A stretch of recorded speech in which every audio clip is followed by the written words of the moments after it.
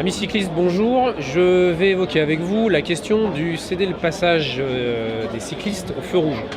Alors depuis 2012, vous n'ignorez sans doute pas que vous avez la possibilité de franchir un feu rouge, alors même que les autres automobilistes ou usagers de la route vont s'arrêter. Alors ce qu'il faut savoir, c'est que ça répond quand même à un certain nombre de prescriptions, et la première d'entre elles, c'est la nécessité qu'il y ait un panneau.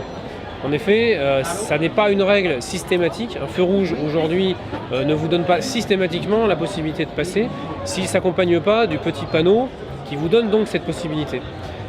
Ce qu'il faut également savoir, c'est que le franchissement de ce feu rouge ne se fait pas dans n'importe quelle condition, puisque les véhicules prioritaires, les ambulances, les véhicules de police ou de gendarmerie par exemple, vont rester prioritaires sur vous.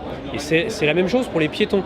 Les piétons, simultanément, peuvent avoir le feu vert qui leur permet de traverser, et évidemment, vous devrez leur laisser la priorité de passage pour qu'eux-mêmes puissent franchir la route. Dans ces conditions, faites en sorte, à l'approche d'un feu rouge, de contrôler dans un premier temps que vous avez la possibilité de franchir ce feu en vous affranchissant de la règle d'arrêt absolu en principe indiquée par le feu rouge.